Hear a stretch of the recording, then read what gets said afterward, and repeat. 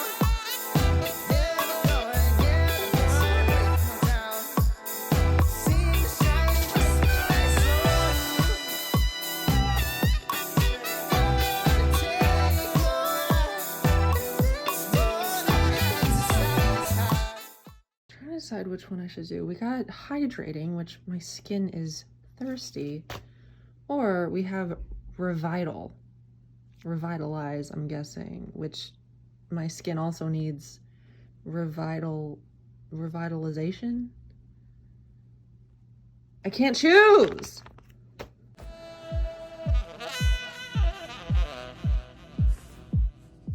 Three days later. Hi, okay, this is about to be like 20 minutes of me just talking about my experience. It might be boring. My story isn't boring, so buckle up, but yeah, it's just gonna be me talking, so sorry. Hello. So it's been a few days. It's Thursday actually. I've been in quarantine for a few days. I'm pretty much over jet lag. It really wasn't that bad, which, like, thank God. I was really expecting to be like a zombie for the first week of being here, just because I feel like to get over jet lag, you have to be like out and about and really active and stuff. And I've been sitting in a hotel room for the past week, but it's been good. And so I thought I would kind of go into detail about my entire process. So my flight was at 6:30. My flight to Dallas was at 6:30 a.m. So I got to the airport at 3:30 a.m. Shout out to Michelle for taking me. Appreciate you, girl. And so I get up to the counter, and to be able to enter Korea, you have to have a negative COVID test, like the result issued within 72 hours of your flight. And so I had two tests. I had two negative tests issued within 72 hours of my flight. So I give her one of the tests, and she's looking at it. And the test that I gave her, it wasn't like as official as the other one. It had like the name of the lab. It had all the pertinent information on it. But the text, the typeface was in like Century Gothic. It just looked like not as official. And so she was looking at it. She brought another person over. She was looking at it. She was like, you know, the requirements for Korea are you need like a seal or like an official seal or stamp or like signature on this. And this has none of them. So my heart started racing.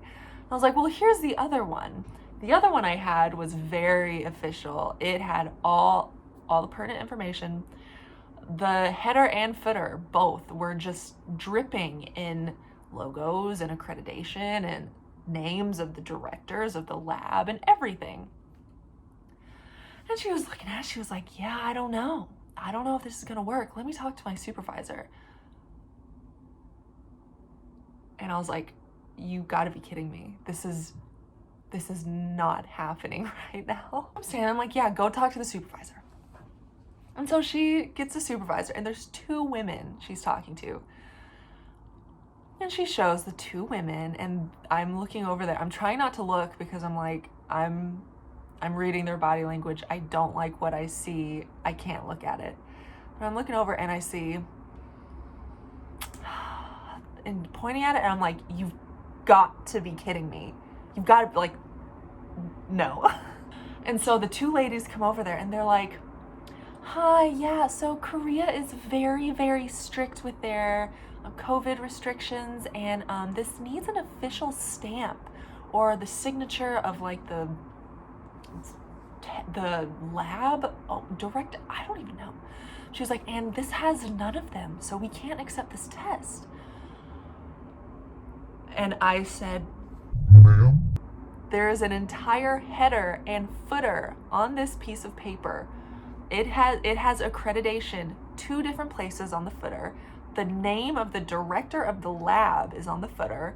You've got the name of the lab, all the contact information. You've got all the contact information of the like office that I went to get the test, Passport Health. It has everything on here. What are you like the stamp is right there. The name of the director is right there. She was like, you know, Korea's just so strict. We can't accept this. And I'm like, no. And so I call my recruiter. I'm like, they're not accepting this. What do I do? And she is like, they're wrong. And in my heart, I'm like, they're wrong. And so she sends me examples of multiple people who have flown out to Korea that she's working with in the last like 2 days, since the day before. All the tests that went through, that worked without this signature or the stamp, the official stamp. And so I showed her, I said, ma'am, I have proof here. I have multiple proofs here that these tests are going through, they're being accepted. So why is this test any different? And again, she was like, well, you know, I don't see any stamps or signatures on these. The rules change all the time. They probably just changed the rule. And I was like, no, this person flew out yesterday. She sent me a test of someone who flew out the day before. She was like, I don't know what to tell you. I mean, I can call my supervisor. And I was like, call your supervisor. And this whole time, I'm keeping it together well. I'm being very respectful. I'm being not aggressive in any way, but I'm holding my ground. But inside, I was about to, every bodily function was about to happen at once. And so I'm still in contact with my recruiter. I'm like, she's still not accepting it. She said the rules changed, might have changed. Like, what do I do? And my recruiter is like, she is wrong. And in my head, I'm like, you're wrong. And so finally, my recruiter sends me a link on the Korean embassy website that says, if there is no official stamp or signature on the test, since there are so many different testing places, the name of like the director or like the test proctor, I don't know, but the name of so-and-so will suffice. And so I shove my phone, not really, I give her the phone. I'm like, ma'am, this is from the Korean embassy website. It says my tests are fine. This is from the embassy. Please let me go. And so she calls her supervisor again. And you can tell she's like scared of her supervisor. And she's over there and she's like, no, I'm not saying that I'm like arguing your decision. So in my head, I'm like, so her supervisor says it's fine. And she's the one holding me up. Are you kidding me? But she let me through.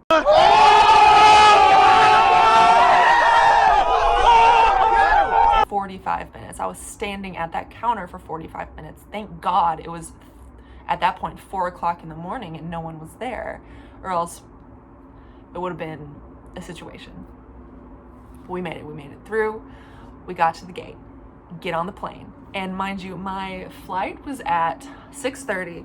It landed at like 9:15, and then my next flight was at 10:40 from Dallas to Incheon. And so we get on the plane. I'm like, yes, I'll have like a good amount of time to get to the gate and relax, maybe get something to eat. And then we get on the plane. He comes over, and it's the Airbus. The plane is like that Airbus that crashed like twice, like years ago, that they just now cleared for like being able to fly again. And so like I'm not like nervous, but I'm like, ooh, this plane has crashed before. Like this type of plane has crashed before. And so the pilot gets over like the speaker and was like, folks, we're gonna have about a 5 to 10 minute delay. Something with the computer isn't working right. And we're like, okay. And like another 10 minutes and another 10 minutes. And he's like, yeah, we're delaying by an hour now.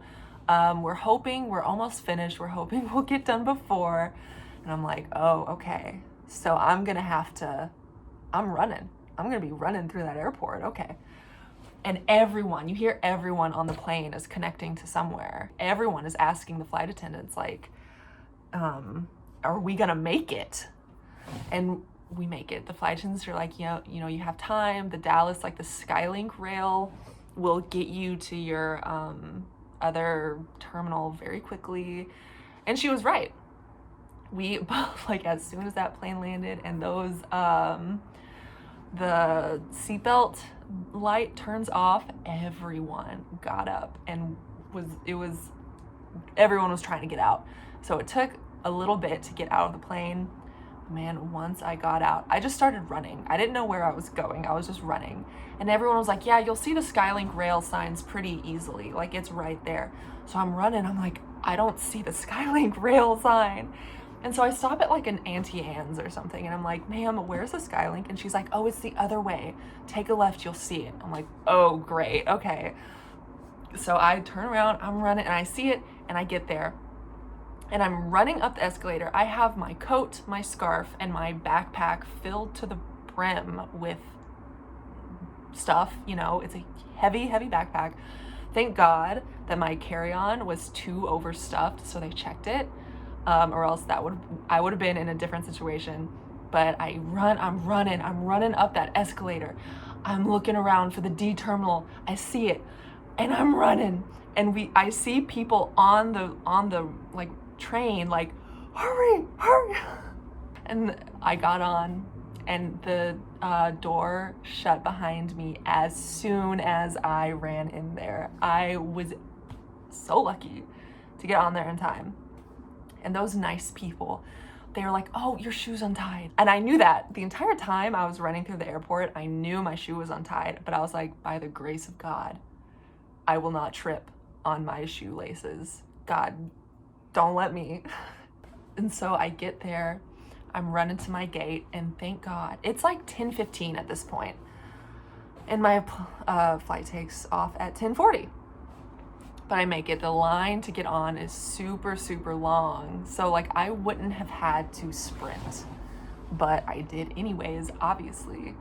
And I meet a nice gal in line. We exchange contact information. She's teaching in Seoul, or not in Seoul, but in Korea too.